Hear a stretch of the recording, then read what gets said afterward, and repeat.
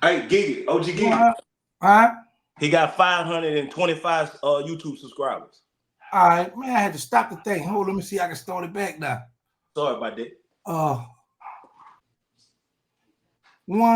This Terrance Gangsta Williams, aka OG Giggity, aka Mr. Answer Right Back, aka the People's Champ, Terrance Civilian Williams. I got a living legend in the building, y'all. He done been in the federal penitentiary, head of compounds, some vicious gangsters. Bro, go ahead and introduce yourself, OG. Hey, my name's Sebastian Benford Richardson, but they call me Bam Bam. I go by Bam Bam. Bam Bam. How much time you did in the feds? A little over 27 years. 27 years in a federal prison. How was it when you first hit the federal system? It was confusion because I've been to the state 2 different times, and plus I had juvenile life in reform school. So I was used to being locked up, but when you get to the Fed, that's a whole different animal. See what I'm saying? Everything is a lot different from the state. So I had to relearn all the other things over again. When my homeboy Meatball had to pull me up and help me with how some rules were different from the state journey. You talking about Meatball at the Calio Project? Yeah, that's my dude. Wow, okay. So what prison you started out in when you first hit the feds? I started at USP Florence. I never been in nothing but USPs and Supermax. I started off at USP Florence. They sent me up there because USP Florence was one of the most maximist regular penitentiaries because it got 7.5 towers. So they sent me there because I was charged as being the enforcer of my conspiracy, and I had the most time. I got the most time of everybody. Okay, and where you from? Shreveport, Louisiana, at the bottom. At the bottom, Shreveport. So hold on. So you was in, we call it Pola, but it's pronounced Pollock. Yeah. You was there when New Orleans and Baton Rouge went to war with Shreveport and Monroe. The little homies. Now I was there when we went at it, and that was like it was basically New Orleans and Shreveport, but the homeboys, you know how they do. So the homeboys from Monroe, they rode with us because they didn't like how it went down. Baton Rouge were with Louisiana, with New Orleans. I mean. No, they wasn't. It wasn't sectioned out like they doing it like that. It was some dudes that didn't agree with what was going down, and that's why they aided in the city because it was like I'm gonna say my homies from New Orleans down there were probably like almost 200 deep, and the Shreveport homies wasn't about like 20, 25. Oh, but that's Shreveport backyard, right? Yeah, Shreveport backyard, but thing was a lot of people wouldn't sit there. In a lot of Shreveport dudes, they were laying in them FCIs. Wow. So they wasn't that deep in that system. So how many? Go ahead, my bad. Now I'm just saying, yeah. We had like I said again, 200 something New Orleans homies. Then we had about 25 Shreveport homies, and the place wasn't started right. And that's keeping it real. It wasn't started right. We supposed to had so much more in our own backyard. The people who first went there didn't know nothing about jailing in the feds because we didn't have no spots. We supposed to that's our backyard. And dudes who were working in the kitchen and working in the commissary were from New York. Boy George had came down there with me. Dudes like that from other states was in our backyard holding the major positions. And I come there because I had been around. And I come there like, hold on, man. Somebody got to get in that kitchen. Somebody got to get in that laundry room. This always supposed to have been did. What the table we were sitting on, we the most people in Polar, but you got guys over there had 2 tables. DC had 2 tables, 1 table for them, 1 table for the Muslim, but it was basically DC. And when I came down there, I told the North Carolina dudes, y'all gonna push up to that one. Then we got to have a whole table. Now I'm willing to do whatever necessary to make sure that happens, but it's got to happen. Bam, listen, bro. I've been hearing your name. I did 23 years, 10 months in the Fed. First of all, how tall are you? 4'11". Bro. No, this is real talk, Bam. Because I've been hearing your name in the federal system, man. I'm talking about any penitentiary you go on, you well respected. 411, bro, and you know they got some giants. Like I'm like, bro, I never knew your height though. That's why I asked you that just now. Oh yeah. I bet you know BamBam, short BamBam from Shreveport. He did this. Like I must heard a story when you was in the shoe, how they come to the shoe to get you to come to the yard to stop a lot of stuff, man.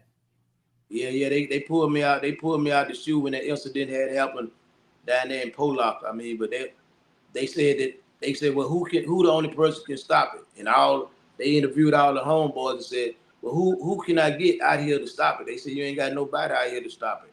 Only somebody can stop it. If it can be stopped, it'd be BamBam. And that's what they came and got me. And I was in there for 3 knives they had found in my cell.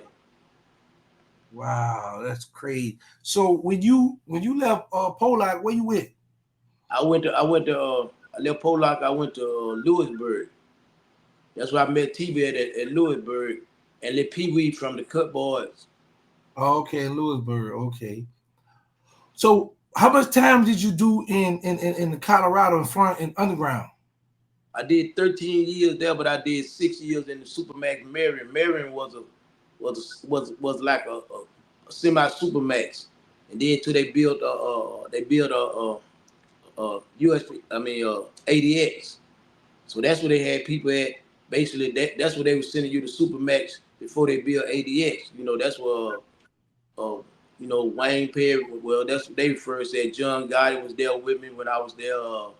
You got Boy George, G27. You look him up. I mean, it was a place before they built a ADX in '94, and so I got sent there because I was involved in a stabbing where a guy got hit 13 times in the face, and they kept sending it back to court to charge me. But since all of us had pretty much life sentences, and he had a knife, he hit me 3 times, so they finally let it be. But they sent him to a compound and sent me to the Supermax Mary. Wow. How long you been home now? I'm going on 3 years now. Going on 3 years. Coming home, when you left, we had these. Remember these, huh? Yeah. Yeah, you sure right. Remember these, huh? We had these here.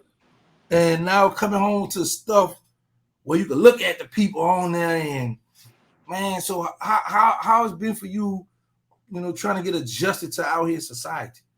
But it's man, these phones, these things something different, man. They're a different animal. Like I said, I'm not used to this technology. Plus, when you in Supermax ADX, they limit. We don't have no access to things they have access to on the compound. You know what I'm saying? They got access to learning about phones, learning about technology. But in the Supermax ADX, you got WaynePerry, you got El Chapo. I was down there with El Chapo. These dudes got $10 million on their books.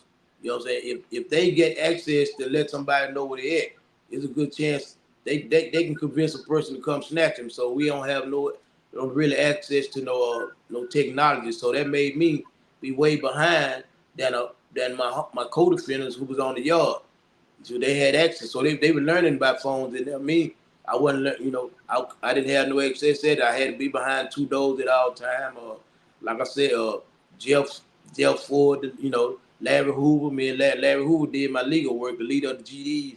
I was down there with all those men, and those men, like I said, they sitting there with $10 million and $2 million on their books. Wow. So you had a chance to have LarryHoover and ADX to do your legal work for you. Yeah, he did my legal work. WaynePerry out of DC is really the one who convinced me to go and let him do it. Cause my co-defender used to do it. We got correspondence. My co-defender Big Don used to do all my legal work because we just adopt each other brief. But after my co-defender went home, they let him go home early because of his age and because of the COVID. So now I was like, I'm stuck, man. Boom, I'm hit. I'm finna go and ride this out because I caught more time while I was in there. So I said, well, okay, I'm gonna just ride it on out. And that's when WaynePerry, you probably heard about WaynePerry. They made that movie Paid in Full. Right. We called him Silk now, but that was my dude. So we used to kick it. he actually don't call he don't call me Bam Bam. He called me 6'7", because they had me on a 4-man walk. When they walked me out, they had me on a 4-man walk and 1 lieutenant, even when we was in the Supermax, because of the sauce that I had on officers. So, and I used to ask him how tall he was, like, because he about 6'4". And I said, man, you 6'7". He said, nah, man, I'm 6'4". But you walk like you 6'7", man. He said, when you come out that yard and them folks sit there behind you, he said, man, you walk like you weigh 400 pounds and you 6'7". I said, Now, listen, bro, for real, I'm really shocked too, because I thought you was bro. Now, like, you live your life. You are who you are. So in your mind, I'm living, and at the end of the day, my job is to survive, to be alive, to see the next day. Us that's hearing these stories, hearing about Bam Bam Street, Bam Bam Bam, we like, in our mind, we're gonna picture the person we think.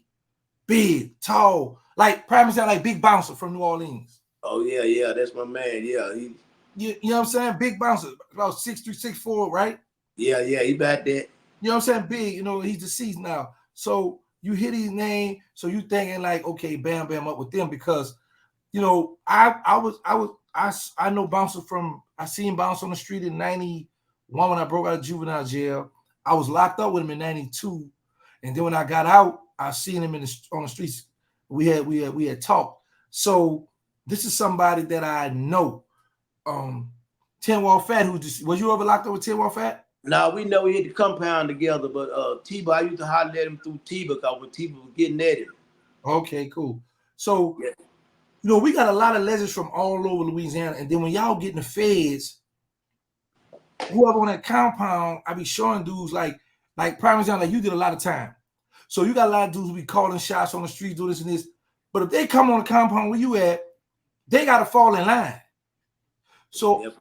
And I be telling all that old gangster stuff you did on the streets, shot calling and whatever all that's out the window when you get in that penitentiary, because whoever on that yard, running that yard, that you're going to fall in line or you're going to get rolled up out of there. So I tell it out of them, but I heard stories about Bam Bam from Shreveport. And for you to tell me you fully, but I still, bro, and I'm looking at you right now, and I still don't believe that. Man, nah, because you'd have been in some of the toughest of the toughest, around the toughest of the toughest, and you sitting right here now, man, and that's a blessing in itself. So I be trying to reach out to the youngsters and let them know, man, that the federal is a different animal from the state. Different animal. Because you got people from all over the South, different states that's calling you home, and people you don't know. You gotta watch their back, they gotta watch your back. You accountable for them. Their life is in your hand. Whatever shot you call gonna dictate if they're gonna see the next day. And a lot of people don't know that, man. You got a story to tell. You got a real story to tell, Bam Bam. People, I'm gonna make sure they tune into your channel too. First of all, what the name of the channel y'all got? BXBZ. My BXBZ page. That's the primary BXBZ page. And then I got a Bam Bam Raw TV page where I got my little podcast on there. I got my documentary I'm finna put on the BXBZ page in probably the next week. All right, well, let me ask you this. So you got YouTube? Yeah. Your nephew there with you? Yeah, he right here with me. Y'all never jump in here, man. This is our family here. Tell we need, because I need them to. Hey, nephew. What's up, OG Giggity, man? Bro, I ain't tell you get it bling blinging now, man. Hey, man, I got it from you, man. I'm a high boy like Gangsta. But listen, I don't be like gangsters. Listen, I did 23 and 10 now. Do it the legal way. And listen, I'm the legal high boy.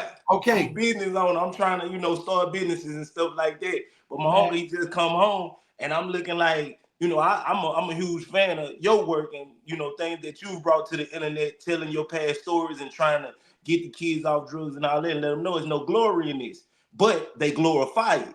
So once I was listening to you and I'm listening on, I'm like, man, these the same stories. You know what I'm saying? Just different sides of the state, different, top of the boot, bottom of the boot type stuff. But I was just like, man, wouldn't it be a real treat if two gangsters got to meet? Say, bro, let me tell you something. I'm a fan of his, bro. Listen, I done a lot. My name been ringing, but your uncle, bro, a legend, a living legend, bro. Right. And the good thing he got, bro, he don't got no stigma on his name. Hey, Bam Bam, you was locked up with Blabber? Yeah. Me and Blabber were down to Leavenworth.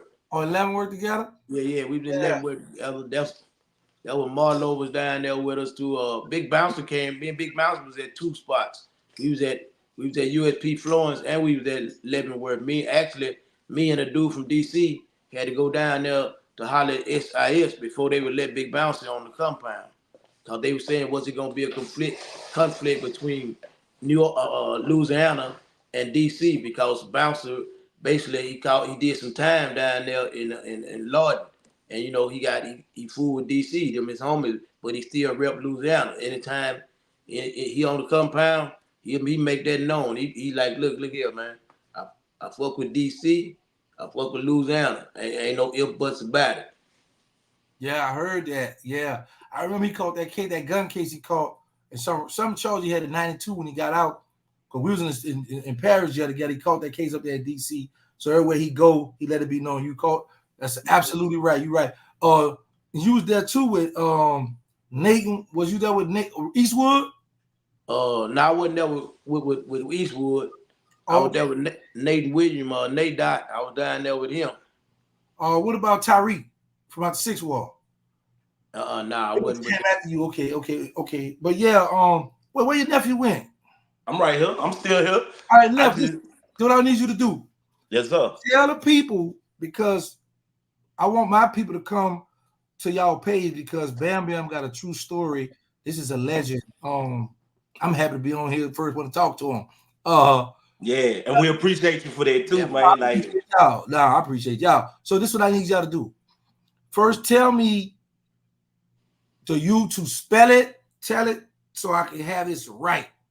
it's just BXBZ, the letters BXBZ, which is a abbreviation for bottom boys. BXBZ. BXBZ. Yeah, I got you. Got you. BXBZ. All right, now listen. That BXBZ, come over a little bit. Right there. BXBZ. Okay, now what is that? Is that the Instagram or YouTube? That's the YouTube. So let's go to BXBZ YouTube, and we're gonna be able to hear some story from Bam Bam from prison and everything. Was because bro, he did 27 years. He'd have been in penitentiary. In every penitentiary, it was some stabbing and killing going on. So we're gonna be able to know. We're gonna be able to. I'm gonna be tuned in. I'm about to go over here in a few minutes, a few seconds. Matter of fact, he got all types of stories on. That's what I'm trying to tell you. He been what you tell him about, you was chained up or something. yeah. I'm the longest man ever be held in chains in the federal system. They actually kept me in there 40 days, but the lawsuit said they kept me in there 28 days because they took me in the chains and ran some water over me in the shower, then took me back. So I actually did 40 days. I won the lawsuit. And so I did 40 days in chains. My if you read up, mention it's in my book that I wrote. I don't go into detail, but I mean that was 40 days of police coming in there. We getting at it. I'm breaking them, getting out of them, and getting at them. And we went through. It's a whole story with that by itself. That's the story about the tear gas with the straw, so you could breathe. Yeah, I used to. That's one of the reasons my eyes are messed up. That they used to actually leave the spray in my eyes, trying to to punish me because I be done wrestle with the police or went with the police. So they leave, and then plus I was there for assault on an officer. I called 3 more years. Officer was choking the dude, and I told him to turn the dude loose, and he told me to get the F on. And I started hitting him. So I end up, and they found a knife and stuff in my cell. So y'all see that? Yeah, that's BXBZ. Yeah, that's it right there. Yeah. Well, I just subscribed to the channel. That's major. We appreciate that. Yeah, we definitely. Yeah. Oh man, I'm about to go up in here. Oh, y'all got a lot of videos on here. Yeah, we've been trying to get the story out, but I didn't know how to really just do it. So that's why I reached out to you. Yeah, well, we better get it out here because, man, I know for a fact you're Uncle Legend, man. Yeah, some of the, like I said, I done met some of the dudes, big names from everywhere, man. I mean, everything. Dude who shot up the White House, or Charlie Harrison. I mean, Charlie Harrison, that's Woody Harrison daddy. Me and him was, he's a hit. They charged him with being a hit man, but me and him, before he died, me and him was in Springfield together, the medical hospital. So, I mean, I've been around a lot of names, Okay. What about Keith Kizak? Well, Kizak, he called me a couple of days ago. Cat. He been called. He called about 2 days ago. But me and him was in Marion together. He had came to Marion. And that's when me and him got cool. People had already been telling him about it when I got there. And then when he got there with me, Cat real laid. He out the way. Cat don't he don't let nobody get too close to him. When he got there, he's real, So I pulled up on him and I told him what Meatball told me, man. That's how I got hooked in. Cause I was, when we come from the state or been to the state and ain't never been to the Fed, our brain still be wired to that state mentality. And cause Meatball followed me for 2 days trying to give me something, and I wouldn't step nothing from him. You know what I'm saying? He got a knife, had everything for me, man. He said he watched my trial. He said, I watched your trial unfold and going on. My mama was watching your trial. We was hoping by all 13 of y'all going to trial for 33 days that y'all were finally gonna beat the feds. If y'all had to beat the feds, y'all would open the door for a lot of other people who got the conspiracy. So I got Rock from the leader of Dead Man Inc. Big white guy Rock was going on. He was saying the same thing. Me and him was in marrying together too. So a lot of people was kind of rooting on our case. And so when Meatball got there, he telling me, because I'm like, you tell me how this thing move, then I'm gonna move. I'm gonna move with it. I ain't come here to break no rules. I ain't come here to change it. I told her, I said, because the day I do something that I know I ain't supposed to do according to the rule, whoever I think they gonna send at me, I'm gonna go get them first. I'm not gonna sit there and wait on nobody. So my thing is that's why I followed the rules and I played with them, but I just needed to know what they were. So Meatball finally pulled me up, and we went and got Brown Bay, our old head that he turned to a mo, but he was out of New Orleans. So he got me sitting here because I respect my old head. So me and Brown Bay sit down, he explained that, and that's why I use that saying from the tip to the top of the boot. That's what I represent now. You know what I'm saying? I said, and Meatball hit me with that. He laid me out, man. He laid me out, and I accepted it after he broke everything down to me. That's why when that stuff happened with him, that's why one of the reasons I got shipped, because I had made a move based on what had happened to him. Yeah, Blabber just say Shreveport, real solid homie, bottom boy. That's my man. Blab, yeah, Blab. That's the OG Blab. Yeah, he's solid dude too, man. We kicked it down there. Yeah, man. Old Blab, that's my co-defendant, bro. Yeah. Man, that's good, man. I'm happy to see you home, and now you get to do something because, and it's crazy to say that because you had the Continue Criminal Enterprise, 848. Yeah. No.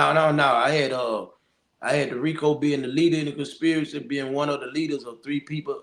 It was three of us that they charged with the leader, the Rico, but they also came back. I'm the only one that was charged with being the leader and also being the enforcer. So they charged me with being the enforcer under the VICA, violent crime and aid of racketeering. And it was 5 bodies in our case, and we gave 2 of them back, but they had me charged with being the enforcer. Any violence they said was either under my management or under my say so. Oh, okay. There you go, right here. He can hear you. Hey, what's going on, Blair? What's up, OT? And yeah, good to hear you, man. Good to hear you. Everything all right?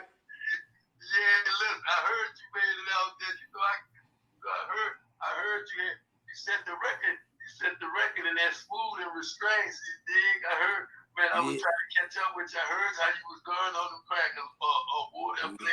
I'm glad you made it out there. You dig? Yeah. I appreciate that. Yeah, I broke. They tried to break me with them chains, man, but I let them know I'm unbreakable. Man, listen. I know they can't break you. Know that? Man, me and Dad was in Polar. You heard me? Yeah. Yeah, me and Dad. You did. Yeah, you done. Yeah, that's my man. Yeah. That's I still check up on him. I keep checking up on him. He's my old head. Yeah, no question. But what's up, man? I heard they ain't got they built something at the bottom, or they put a highway or something, a casino or something there. No, they our area that used to be the bottom. They done put some apartments out there, some like Section 8 apartment, but they built a studio called Millennium. 50 Cent just bought it. He came down here. I had got a pass, VIP pass. He sent me and my homeboy Big Papa, who be rapping, sent us a VIP pass. So we went down there to the thing, and he just leased the building down there. So actually, where the bottom used to be now, 50 Cent got it, and he got Unit Studio down there. Studio. Okay, what man won that? Bam, he ain't got out yet. Huh? You remember man won? The only man won. Yeah, man, he supposed to be getting ready to get out. Okay. Brother talked to me about a week ago saying that, hey man, he's supposed to be getting out in probably the next 6 months. You know, Shreveport Slim, I think he finished. He in Angola now. We was in Yazoo. You told Penitentiary Slim?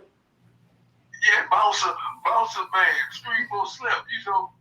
Yeah. You told me we call Penitentiary Slim too, though, right? Yeah. Man, it's good to hear from you.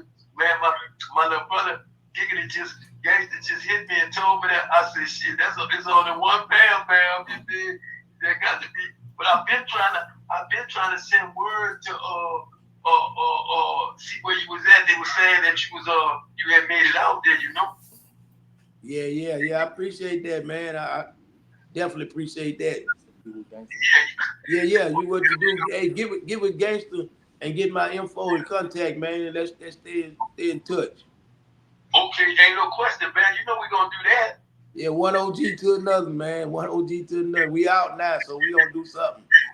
Ain't no question, man. We definitely gonna link up, you heard? All right, that'll work. All right, Black. We'll have you later. All right, one. All right, love you too, bro. All right. Yeah, Bam. So, man, listen, you got any shout out before we get out of here?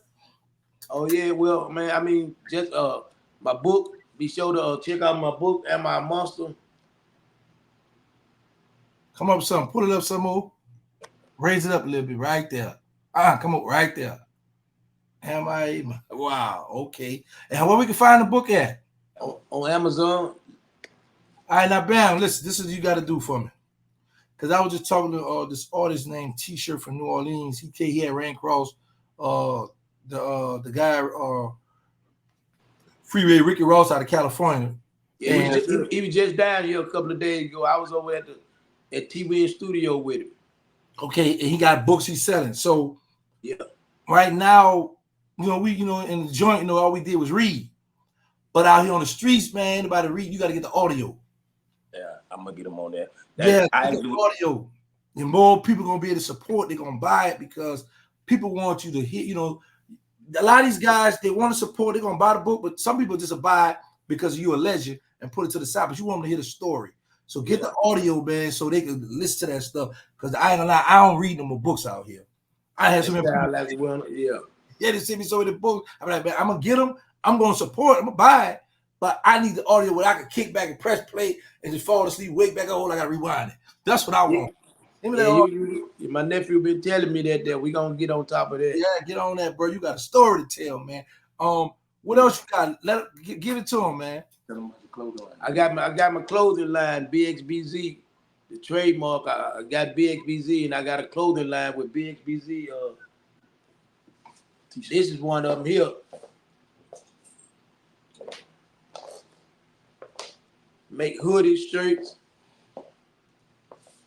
BXBZ. Shreveport in the building. Like a motherfucker. Hey, yo, man, my guy, Savage. Baby Savage. Baby say he got the building downtown.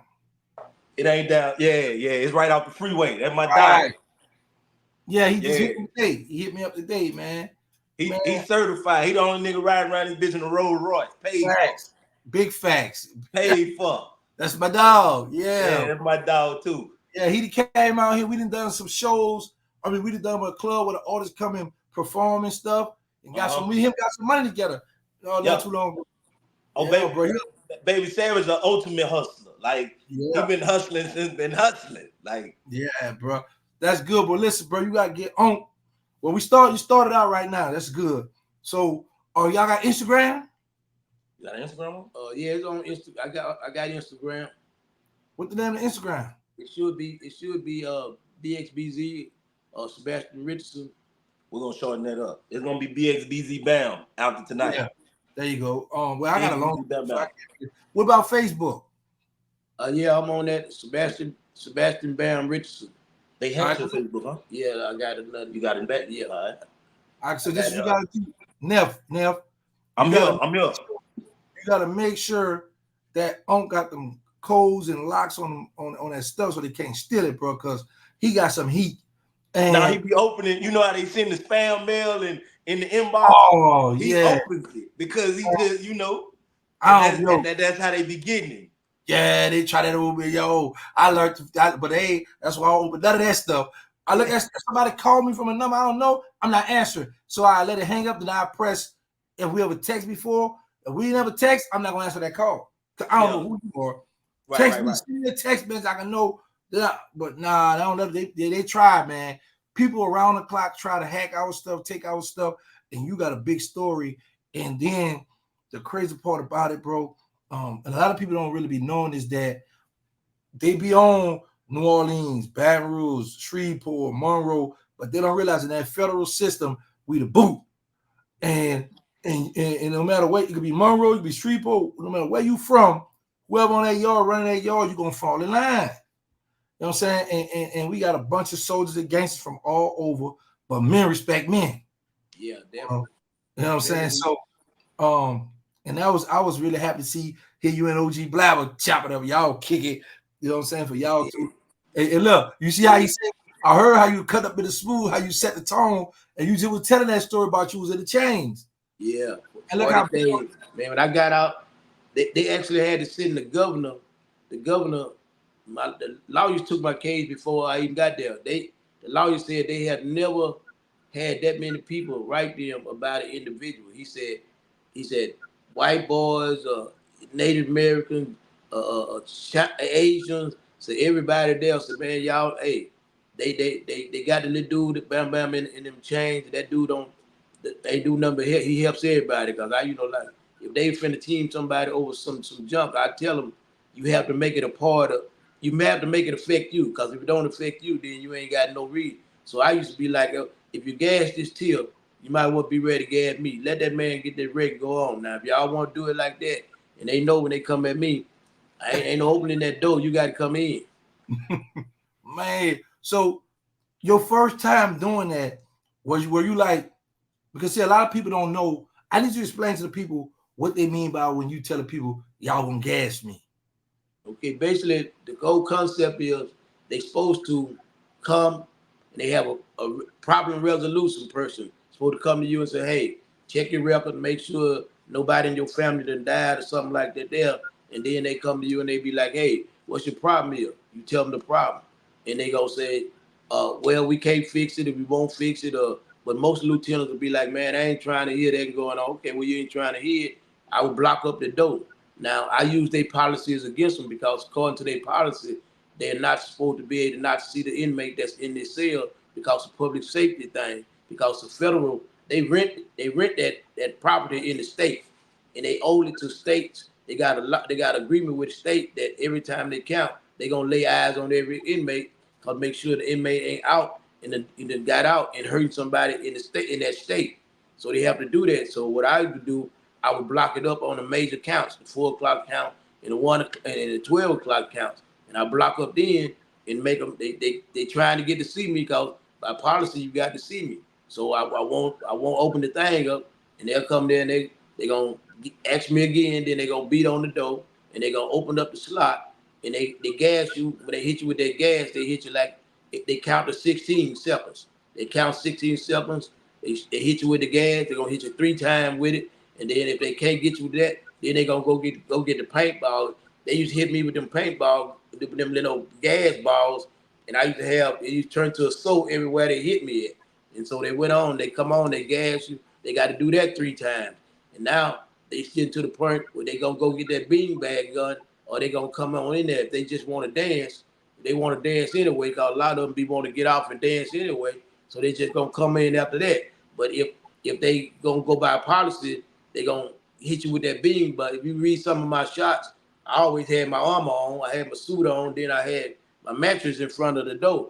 So when they shoot it, but they got They got dog beanbag gun. That's the one I don't play with too much, man. That tongue gonna knock me way in the back of the room and get the wall. That's so so generally, so generally, I try to trick them to come in before they do that beanbag gun. Cause they after that first time they come with that beanbag gun. I be trying to find out, and then I be like, okay, what lieutenant that is? They be like, man, we gonna work with you. Bam, they call me Bam. Just listen to me. We gonna work with you. And I said, what lieutenant that is? That Bernard? Okay. And they start clicking up that bag gun. I swear that's your old Bernard. We can work something out.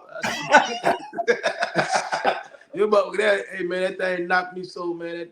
And I had a mattress in front of there, man. I've been shot 13 times, and I said, man, that tongue on there. Yo, that's crazy, man. So listen, you go through this here with these people, because I've seen people. Now, I've never done this, but I've been in the hole where guys do it, and that gas so strong, it came to my cell too, man. Yeah, it do.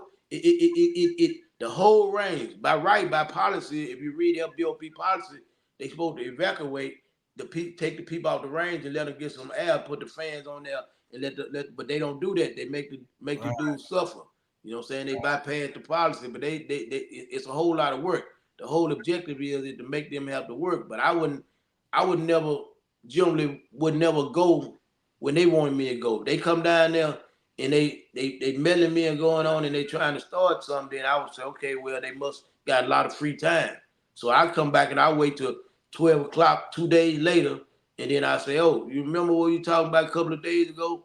Now it's 12 o'clock at night, you understaffed, and you look like you're busy. So now let's talk about that issue we had the other day. And so they know that like, the warden used to always, Supermax, the warden used to always tell me, I used to always tell him, I said, y'all, my property missing.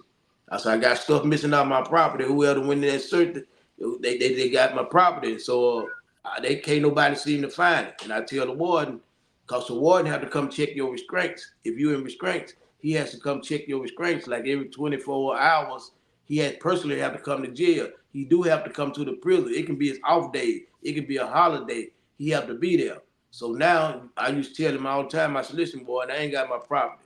I said, now, Christmas coming up in 2 weeks. Me and you gonna spend Christmas together if I ain't got my property, because you coming to work.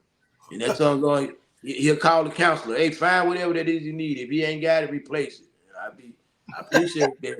You tell him Christmas coming, y'all gonna spend Christmas together. Y'all spend Christmas together, because I'm making him come to work on that. He got if they tag me and put me in restraint, he got to come to work, no matter what it is.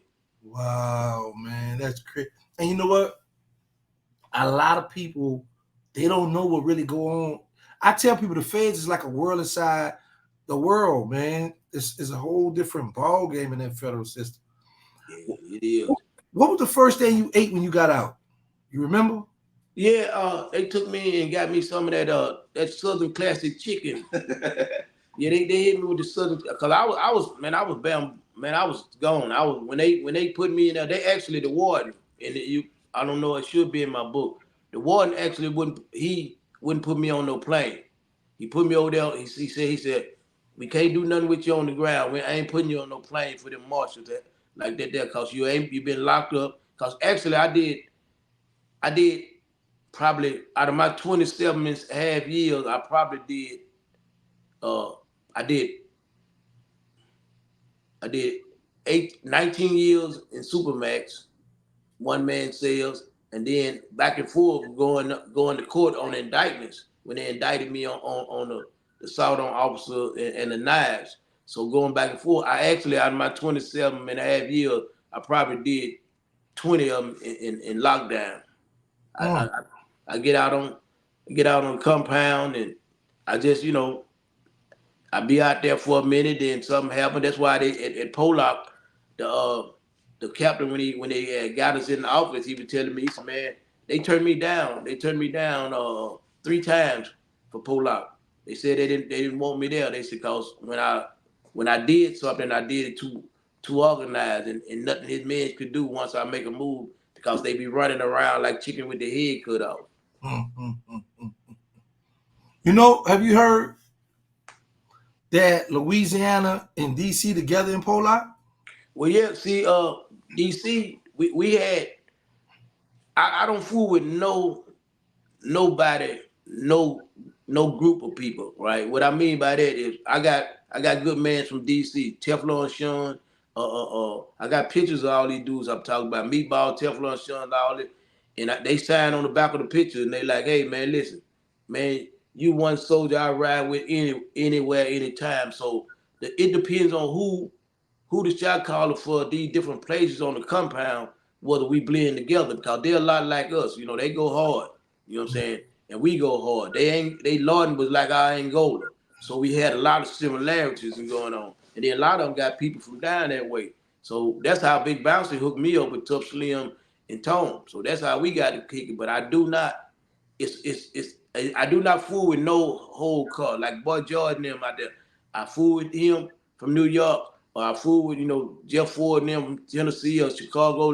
But when you fool with everybody, they got you on Bama time. They like, oh man, this song going Bama. He trying to be on DC, on DC nuts and going on. So I would only fool with the head men, Tough Slim and dudes like that, Teflon Sean, other men, but I would only fool with the head men because actually in the Fed, if you fooling with a low level dude, he has no power over his decision making, which means that lower level dude that you to become cool with, when his people tell him to ride against you, he gonna ride against you. Only problem is now he gonna have more information about you than you would have gave to anybody else.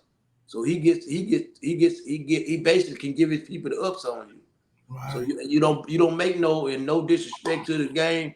You don't make no friends with peons. You let peons be friends with peons, but I fool with real men out of all the different cars, and I make sure that they respect my people. I'll be like, if y'all put y'all hand on my people, when I come in there and I hear about it, I'm not gonna have no understanding. If it's something happening, come talk to me, and we gonna if I'm gonna go by the code, I'm gonna go right is right.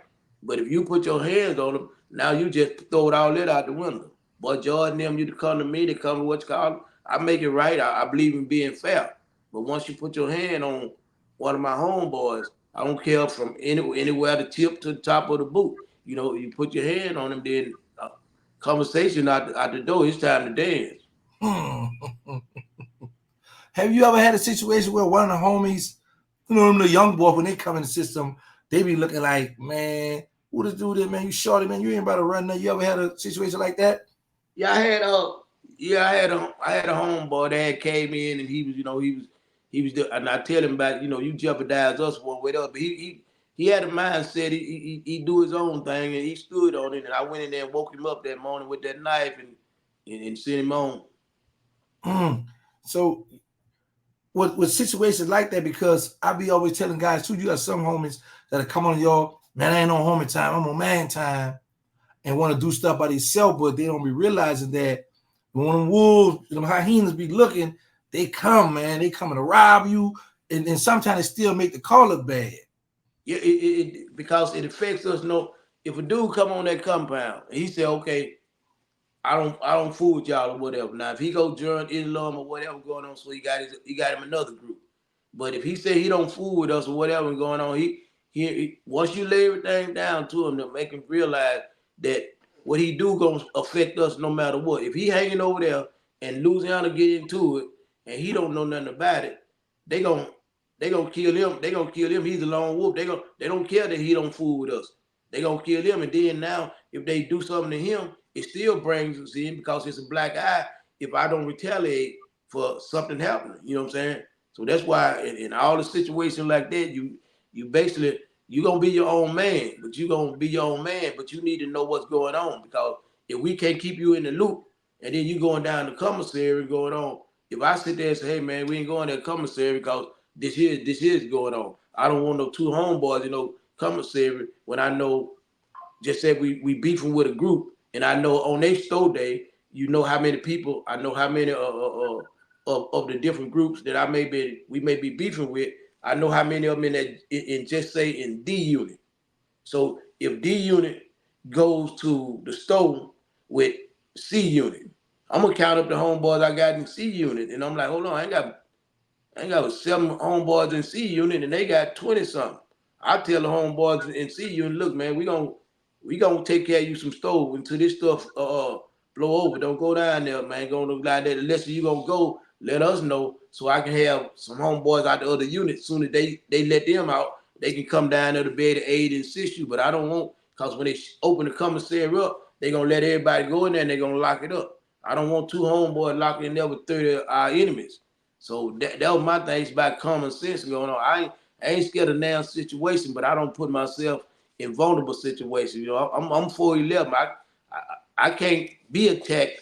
I can't wait on somebody to attack me, let somebody attack me, and then I come back and retaliate. I don't believe in retaliating. I believe in drawing the first blood. Bam Bam, bro. Before he left, bro, I'm still, bro. I can't believe this.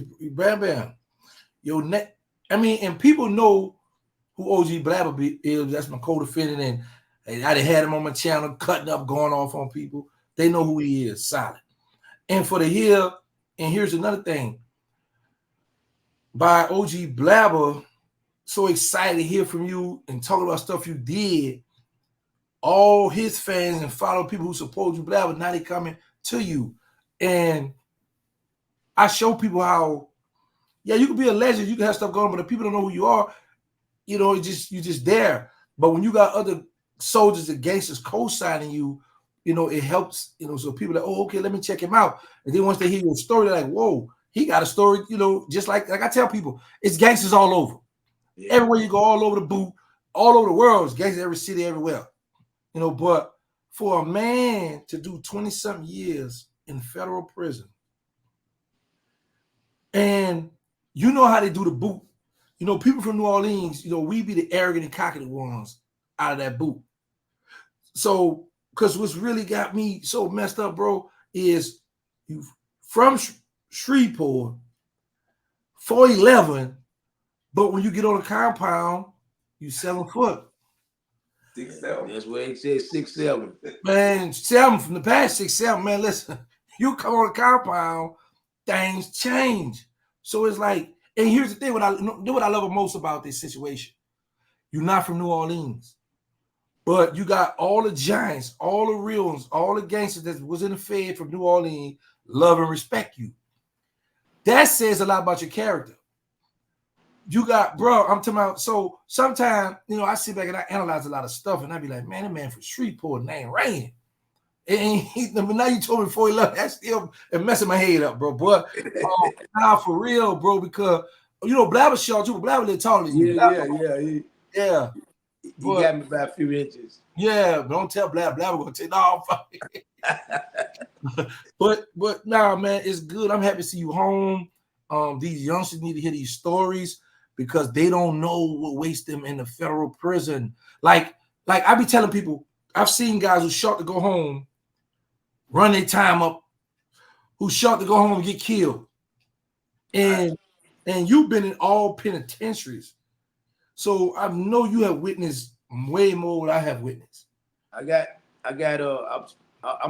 It's gonna be on some of my podcasts, but also in my next book. But I have seen it in my time down to my 27.5 years. I've had friends.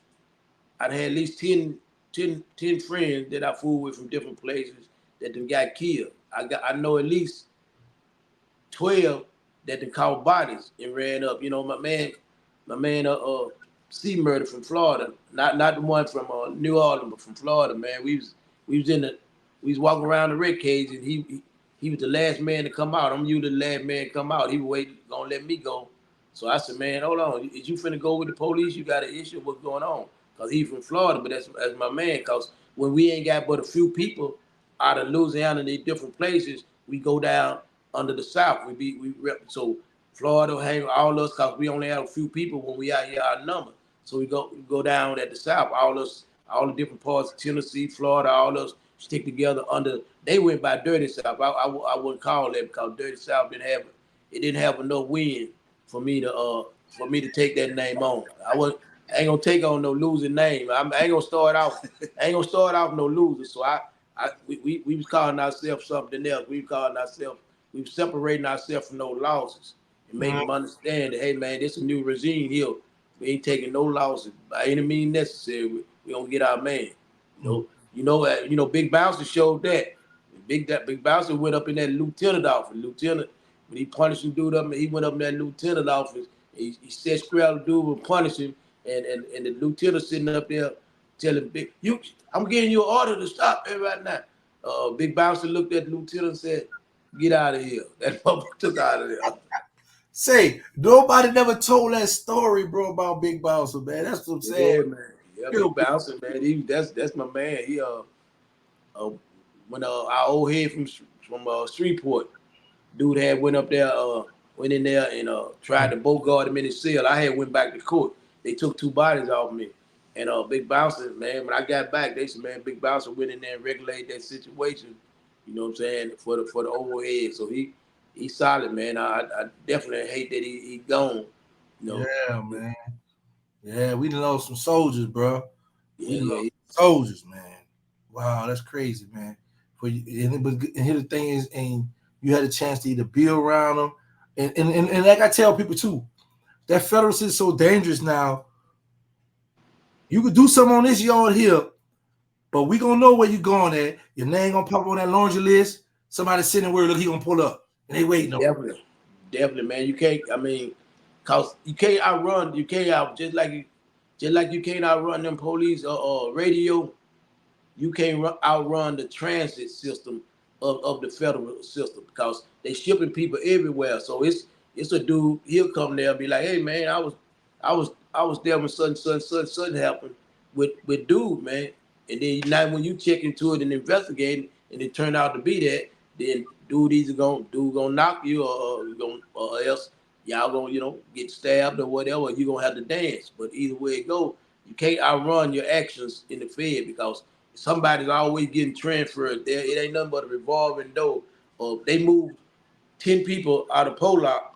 By the time they move 10 people out of Pollock to go to Lewisburg, they already bringing 10 more in from Lewisburg or from another penitentiary to go in themselves. So I think if they were to stop all movement, they wouldn't have enough people. They wouldn't have enough cells for the people. They'd be stuck in the transfer center. And that information gonna come though. Somebody always getting out the bus, opening your door, open your eyes about somebody on the compound. Yeah. So y'all had the Louisiana cells in Pollock? Yeah, we had man. When I got there, I didn't get to. God be my witness, man. I don't think I got to sleep for a whole week and something. The police were beating on my door. Hey, what BamBam at in there? And then, hey, y'all, hey, stand up. What BamBam, man? I stand up, and they be like, damn, man, I thought you was talking that there, man. I've been hearing about you, and I said, yeah, well, this me, man. So it basically, and they, it was a good spot, but I was already so well known down there and everything. So it was, we had, they give me a big sale at the front though, right? And I had a little sweet job, but we had our different sales going on, but the homeboys they was kicking with, kicking with dudes from other places, and they'll move one of their buddies in there, and they'll move that going on. So sometimes you have, just like we went to, not to go too far, like we went to Hazleton. When I went to Hazleton, I got off the bus. Abu and Tough Slim from DC had to get me a cell because the South didn't have no cell of their own. So I got out. When I got out, and I'm like, okay, well, this ain't gonna happen to now another homie. I'm gonna make sure of that. So I went around and I explained out of respect to my men from DC. I explained what you call them, man. Listen, I got to have us some cell, man. Ain't nobody gonna go through what I went through again. And they told their people, listen, man, stay out there, let dude wait, because he looking to make an example. So they stayed out of my way, and I went to the cells, and I asked the homeboy if he from the South Pier. He really ain't had no say so because I had to do this for the people. So I go to the cell, and I said, listen, man, how long you been in this cell? He be like, man, I've been here 6 months. How long? You said it's a New York dude cell. How long he been in here? Oh, he been here 2 months. Now this is South cell. I go to the next one. Hey, man, how long you been in this cell? He said 3 months. I said, how long DC dude been there? 6 months. That's a DC cell. And I go on down. But can't nobody come in there. You don't even have the right to give up no cell to nobody. And ain't nobody gonna come in there and take no cell and say it belongs to them when one of my South homies in there. like I told him, I said, man, it's blood on my word. Anytime I say it, it's blood on it. I don't. When I laugh and joke, I'm laughing and joking. But when I'm talking about business, I'm gonna regulate it one way or the other, man. You know, like I said, I, I wasn't the men that I've been going with. I get Hound, man. You know, Hound, me and Hound and eight and them. Some of the same dude we got into it down there. They told me about the situation and going on. Me, I was Shonen, and but they was telling me when them folks were putting me in restraints, they was booking for me. They was going for me. They was on some man time. And I tell everybody, man, how when dude would ask me, and he said he respect that. When dudes ask me like, hey man, you got into you and Hound going on. I said, no, it was some cruddy stuff being going on and going on. But the man ain't hot and you ain't no coward. That's you know what I'm saying. We dance, you know what I'm saying. He ain't I give him his respect. You know, I don't get no points about just because I got into it with dude, not recognize him as a soldier. You know what I'm saying? We just we was on on different sides of the coin. But it ain't now time. But when we got down there and they talked and he said he should have listened to me. He said, man, you was right. I said, yeah, man, y'all in y'all own backyard, man. You can't be doing that crash dummy stuff. You know how far they sent me away. And I finally got down here. That's why I didn't talk to nobody about no code or nothing until I got 2 visits from my daughter. Cause once I got 2 visits from my daughter, I was ready for whatever. But until I got them 2 visits, they wanted me to come out on the yard. Hey man, come out here, let's talk about this here. I ain't gonna talk about nothing until I'm able to act on it. And once I seen my daughter 2 times, that's when I went out there and I talked. I listen, man, we ain't finna cut in front of nobody to get some old crummy food 2 seconds sooner and then start a whole race wide and going on. You ain't gonna do it's certain things you know you want to do because you in your own backyard. You got homeboy, we got homeboy right now can go visit. You don't want to crash like that. You know, you don't want to crash like that in your yard now that we finally got the opportunity. But you know, like I said, but you once your hand called, you gotta do what you gotta do. Fact. That's a fact. And I also explained to him like in a chow hall, cutting through them tables.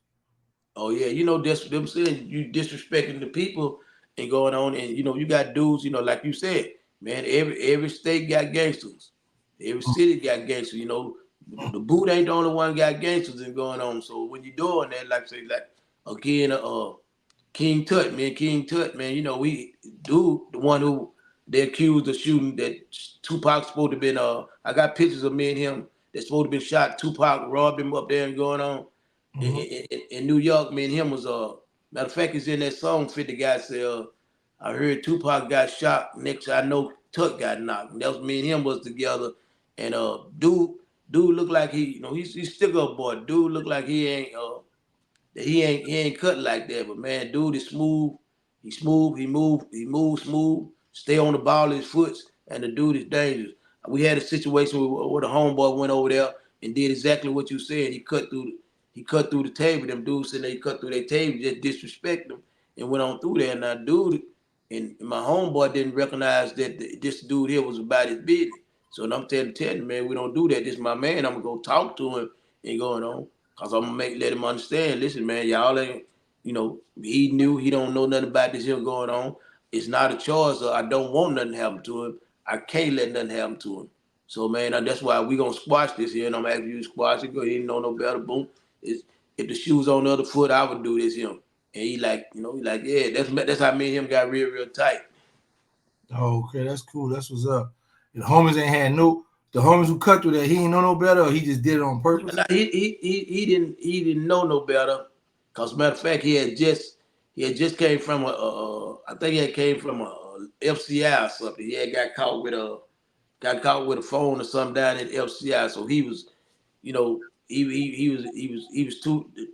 Dudes in penitentiary is a lot more, and I ain't saying that dudes don't kill in FCI because they kill too. But dudes in USP got less to lose. Most of them got life sentence. Most of them got all day, and most of them angry about having it all day. Well, a dude may be in the FCI and he got an outdate or you know he got different incentives to bypass the bull crap. But a dude, what you gonna do? Give him another life sentence? My dude Babyface out down there with man. Babyface got Big Rock. They got 3 life sentences. All you gotta do is go take You already got a life sentence. You kill a dude going on to save them the money from going to court, going to trial, going to cop out to another life sentence. You know you wasn't gonna get out from the get go, so your incentive, you don't have no incentive. You don't have no incentive. What I'm gonna be cool for? I ain't never going home. And one of my mottos used to be at that time, and I thank God I changed my mentality. But it was like, hey man, if I got to be in here, I'm gonna make myself as comfortable and respected as possible. That means by any means that anybody get in my way, I'm gonna deal with them so it gonna send a message to the next one. But like I said, when you got an out date, but the same thing I used to do, I used to tell the homeboy not to do because they had out dates. Cat Kizak is one of them. He'll tell you, I had to stop him. He ready to do something before he got ready to go home. And I wouldn't let him do it. I said, if it's got to be done, I'm gonna be the one done. And I showed him a picture of his we was in the locker. I said, look at them two people. I showed him a picture of his son and his mama that he keep on his locker. I said, anytime, anything and anybody in here become bigger than those two people, I'm gonna lose my respect for you. And that's even me. If anybody become bigger than them two people you trying to get home, I'm gonna lose my respect for you. And he just looked at me and said, you right, big homie. I said, yeah, man, I ain't gonna tell you. I can handle this clown stuff. I ain't going on. I got this. And I told the dude we going out there, I said, don't worry about him. I said, I guarantee you, I get one for me and one for him. Mm. And that's how people live in prison, man. And I think about this because I be sitting back thinking about from the streets to me being in federal to home and how God blessed us to be here, the stuff we went through. And you was in penitentiaries, like you done seen some of the worst, and now you here to sit down and give your testimony. Let these youngsters know, boy, it ain't what you think in that federal prison, man. You ain't guaranteed to come home. You can be a body or you can catch a body. You know, the double D, man. Double D had 3 months to go home, man, and they put a dude in his cell. He thought the dude was something weak. Him and the dude fought. Him and dude fought his homeboys. They were ragging him bad out, man. You let that little skinny dude get your black eye. 3 months to go home, he went back in there and killed him. Wow. How much time you got now? He got life now. He walking around with life, and I've seen many of them. My man C Murder, I was telling you about when he out of Florida. He was walking around in the red cage. I thought he was finna go with the police, and I wasn't gonna leave him out there by himself. And I said, man, what's up? What's up, man? You got a problem that you need to solve, or what we gonna do? Cause I ain't leaving you out here by yourself. He said, nah, homie. He said, this the day I would have been going home if I hadn't killed that dude. I said, all right, man. So I sent him a gallon of wine down there when they opened the slot. I said, that's the best I can do for y'all. Say, bro, he had a release date. Yep. Killed somebody. Now he feeling bad about it now. Yep. That was the day he would have been going home if he hadn't killed the dude. He got a life sentence behind the killing the guy? Yeah, he got life. Man. So, and the crazy part about it, how when we get to them yards, bro, we had them knives and we be itching to catch a body. But when we catch the body, we be like, man, why I did that? Exactly, man. You know what I'm saying? Because ain't no, dudes always say, and I tell this to the youngsters. Everybody always say I'm going to take a life, I'm going to do this, they took his life, but they fail to realize you didn't just take his life, you took your life because you lost your freedom. You know what I'm saying? It was an exchange for exchange, you know what I'm saying? And that ain't taking nothing. If I take something from you, that means I snatched it from you and there's no consequences. That's taken. If I take something from you and you take something from me, that ain't nothing but that ain't no back and forth. That ain't no take because I lost something in the process. I'm not, so that's the same thing. These young dudes, they go kill somebody going on. Now they sitting in jail for the rest of their life. And I've seen some of them. I've seen some of them in the feds.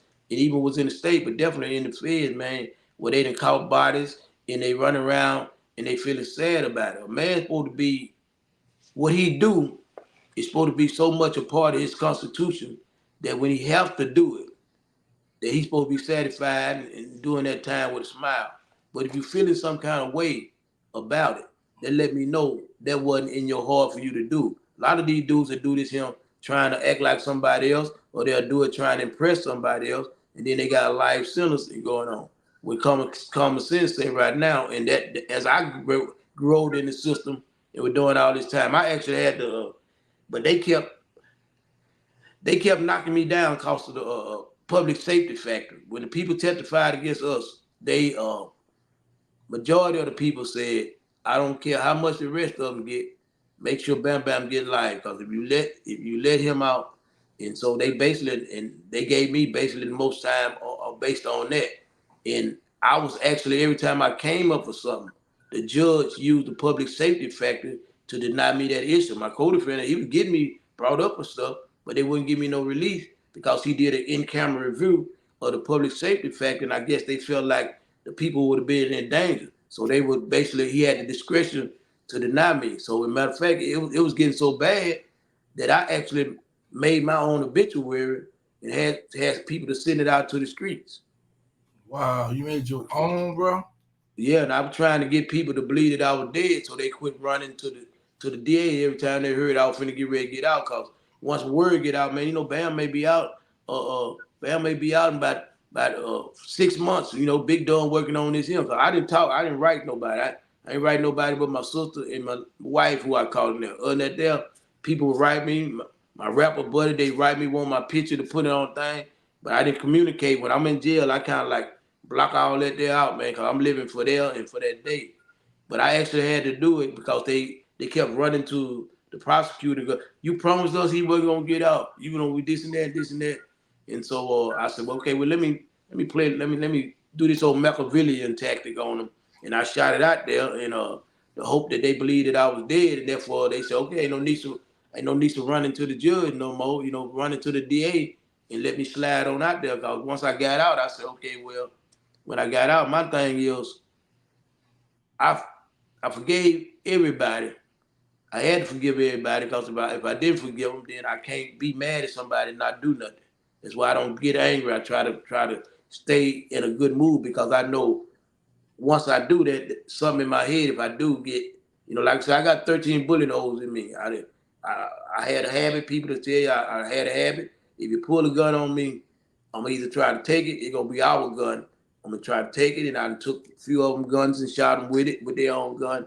But I can't, that short man complex, I just can't do it, man. And so it's, I mean, it's complicated, but it makes you your own worst enemy. You know what I'm saying? So that's why I try to tell other people not to be their own worst enemy. You know what I'm saying? Advice that I should have took. Once I realized that, man, and then like I said, once the folks believed that I was dead, matter of fact, I think Tiba name on the obituary, Pee Wee on cut boy, their name on the obituary, but I did it in Lewisburg and hoping that I could slide on out there. Did the people buy that? Was it buzzing in the city?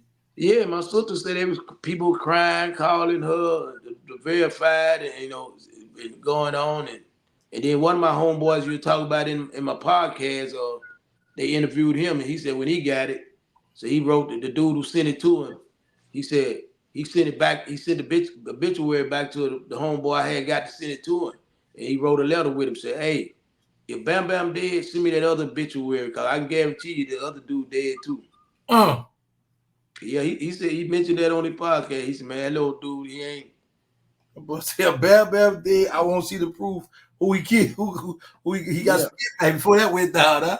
Yeah, that's what he said. He said, "Man, ain't no way." He said, "You better send the other one, cause that's the only way I'm gonna believe Bam dead."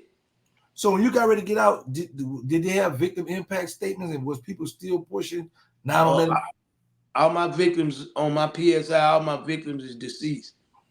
Oh, okay. So you ain't had them press. So you just when they file, okay, just release them. Yep, that was it. Did you know the day you was getting out, or was it like a immediate release? No, it was immediate release because they actually had to put me over in the because ADX don't have a release. It don't have a release thing to the streets. It's got if you do 5 years good conduct, you make it slide back out to a yard. But they don't have a release. Actually, have a release thing. When the warden, when they said that they had granted me my release, and they did all calculation. So I asked them when I'm getting out. He said, as soon as you give us the address to go to, but because they knocked me down so many times, I wasn't buying it. I said, okay, this is gonna be a trick now. So they tell me they had to put me over in the step down unit. The step down unit in ADX is a unit where they got 5 people come out. Like me, Dead Man Rock from Dead Man Inc., Babyface, it's 5 of us come out, but we can't we can't make contact or come close enough to each other where we can kill each other. We got to stay our distance. When I was 5 up, if we get close to each other, we shake each other. If we shake each other's hand, they'll be over there with them guns. You know, y'all separate, get away, y'all separate. And Wow. so basically, they said they were gonna have to put me over there for a week. So I said, well, that's the catch right there. They're gonna put me over there and hope I catch a body because they had already said that me and Rock, one of the police said that when they put us over there, they thought either Rock was gonna kill me or I was gonna kill him within that week. But me and him ended up getting cool, and but they gonna put you over there, and I was over there for a week, and he said that you're gonna be over there for a week because we gotta get you acclimated. Then we're gonna put you across the street in the hole at the USP. He said, but you're max security, you still too high for a USP. So we're gonna keep you in the hole overnight at 3 in the morning. We're gonna come get you. So when I'm staying looking for the trap, I said the trap had to go over there, and that's when I'm gonna catch a body or I'm gonna be a body. You know what I'm saying? Cause I mean, but then when they shipped me, I mean when they actually did it, and when that week was up, they came and got me, tell me, you know, I'm always want to know where I'm going. So I said, where I'm going. So they like, no, you're going home. I said, okay, I'm still untrustworthy. So they took me across the street and they put me in a hole across the street.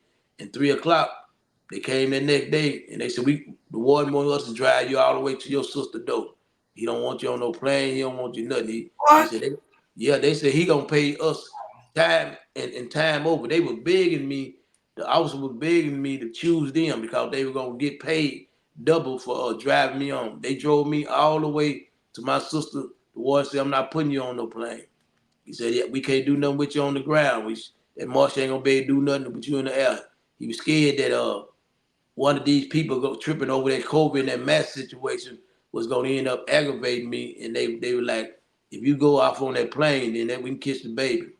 So they actually had 2 officers to drive me all the way to the house, man. That when they stopped and got me that Southern Classic chicken, and cause they didn't have Southern Classic when I left, but everything I'm asking for when I'm going home. We stopped at the service station, use the bathroom. I'm there asking for. I mean, I'm looking for a payphone so I can call my sister and let my sister know I'm on my way there. And they started laughing. They said, "Man, ain't no payphones no more." I said, "Well, how am I call my sister?" They said, "We gonna call her for you." And they called my sister and told my sister how long it'll be to get there. I walked in the store, and I see all this food that you can choose from.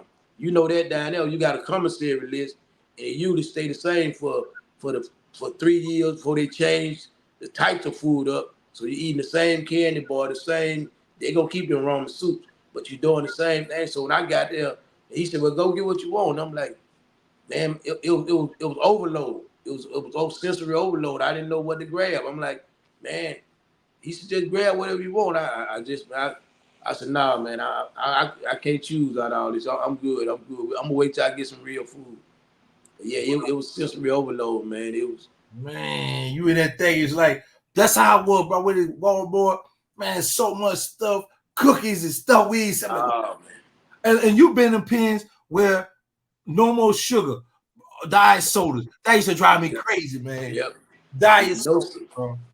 they don't get in ADX. You don't get ice cream. You can't buy ice cream. But they on holidays you get it, and the only time you're gonna get a soda is on holiday. But they don't sell sodas and stuff down there because the cans people Right. use the can. You said something to grab my attention right before I let you go. You said that they thought either you was gonna kill this guy or he was gonna kill you. Who was this guy? Where was he from? He from Baltimore. He the leader of the Dead Man Incorporated, right? And he probably killed about 3 sellers since he been in. He's a big old. They actually matter of fact, I don't know if I tell this in my book or on my other podcast. They actually the police who had said that to me. He said him and the warden had a bet that he said when they moved me over there, him and the warden had a bet that either Rock was gonna kill me or I was gonna kill Rock in a week. He said that if Rock and me and Rock didn't kill each other in a week, he said watch who Rock be listening to. And then one day me and Rock was walking and talking. I stopped him from killing this Cuban dude because the dude was exercising too close to him. And he had told us to go get our eyes. He said, man, y'all go get y'all eyes. I'm finna kill this son, you know. He over here in my space, blah, blah, blah. And I said, but I got on him because I said, listen, man, you just told me a couple of days ago, man, because I helped these people out when they had an incident with the police down in Lewisburg. That's how he had heard about me, and he thanked me. I had the pictures in the shot of his homeboy Seven, and he like, yeah, man, I appreciate it. I've been hearing about you, blah blah blah. So anyway, we got cool, and he was gonna knock the Cuban dude. He had killed 13 of his people in a Santa Maria massacre. What they did was he got him full of he had him to drank some stuff, and he had it laced. He had it laced. It kind of made him dry to put him to sleep. And he had all 13 of them in a circle, and he went around cutting their throat. But he was crazy. He was a crazy little dude. He came over there by Rock. Rock was doing his burpee, and then he walked too close to him. You know, you don't walk by no man when he exercise and he on the ground because he's vulnerable. When if you pull up go in the shower on a man, if you go up to a shower, man in the shower, you go up to him and you say, hey man, you need to stop doing this, you do that, then you basically putting up on him when he's vulnerable, and you basically saying, hey, I got the ups on you right now, listen to what I say, or I'm gonna bring you a move. So when you come out that shower, you're supposed to go straight at him and go and do it. So if you exercise over here and you down when you're in a vulnerable position, I ain't got no business close enough to you where I can launch an attack. If I do that there, that's disrespect. So yeah, I might have was a launch attack. Cause when you get up, you come to regulate that situation. So he was gonna knock dude. He tell us to get our ice, and I said, man, you just told me you know you ain't never going home. You just want to get close enough to see your daughter. You done jacked it out 4 or 5 times, killing dudes for nothing, man. You know what I'm saying? You get mad for your big old body. I said, now same thing I told Cat. I said, so you telling me when did you stop loving your daughter? During the time I ain't been here, but when last time when you stopped loving your daughter? He said, man, don't play like that. I said, well, no, if you finna put that dude before killing that dude before your daughter, that you in love with that situation. You don't love your daughter as much as you're saying. That means you love your reputation or you love whatever more than your daughter. The fact that you feel like you need to kill him. Do the crash dummy. Let him go to the compound. He'll be dead in a year anyway. So he listened to me going on. And he left dude alone, man. He nothing called me little big man, but he. Wow, man. So you actually so you didn't get a chance to see WaynePerry or Larry Hoover while you was like you never get a chance to go outside with them? Yeah, we used to go out. We go out in rec pens, right? See, when inside rec and ADX, you can see the person, but they got everything. They got soundproof glass. So what we do, they teach you sign language. We learn sign language. We come down and we talk to each other with sign language and everything. So that's how we talk when we inside. But when we go out, they got these gates. They put us in these gates just like regular rec yards on the what's called, but they kind of spaced out a little bit so we can't pass and slide each other nothing. But that's when me and I got letters. I had a picture of WaynePerry, can't find it, but I got letters he been sending me. He telling me him and the old man miss me down there. Said they ain't never seen nobody like me. I actually got that letter in here. If you see, he done sent out letters before. But yeah, me and him just go out and talk and kick it. He got 5 life sentences. They let him cop out the 5 life sentences. He had 33 bodies. And the old man we call LarryHoover the old man, right? He comes out and we go holler at each other and everything. I get a little advice from him. They fool with me going on. The dude, the white Melancholy York, he holler. Everybody down there is King Blood. They top of the line men. But WaynePerry was so smooth, man. He he's smooth. I gotta give him that there, man. The man is smooth, but he dangerous than a rattlesnake, man. Yeah. Yeah, he don't let it. You ain't gonna get on his skin, but if he ever get next to you, you can pretty much you pretty much be ready to die, be ready to kill. But these dudes that people got a lot of fear for, to me, they good dudes. Because when I got there and everybody said, well, this and no disrespect to none of that WaynePerry, LarryHoover, they did good. I'm BamBam, you know what I'm saying? Shit, your city ain't no harder than my city, you know what I'm saying? Your state ain't no harder than my state. So that's how I move. I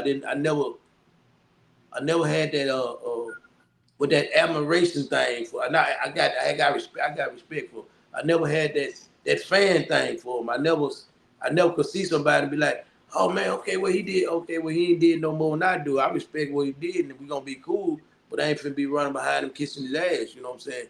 So, and they respected me for that. There, I meet you going on, man. If you come out, we holler going on, have some good conversations and everything. So they kind of respect that because I know how it is. A lot of them do, you don't get a man the respect that he got, but when you get to make yourself flunky rise, that dude gonna lose respect for you. You know what I'm saying? And you got to always keep that balance, man. That, like you said, man, we got some hard hitters in New Orleans, Shreveport, all over this boot. We got some hard hitters that did that, did everything they done did. Like I said, what that Scarface said, your hood ain't no tougher than mine, man, and that's the way I seen it. So I never had that fascination thing with who a person was. Okay, so it was like, so dudes kind of respected me for that going on. That's good, man. All right, OG, I done had you long enough in here. So you got any shout out before we get out of here?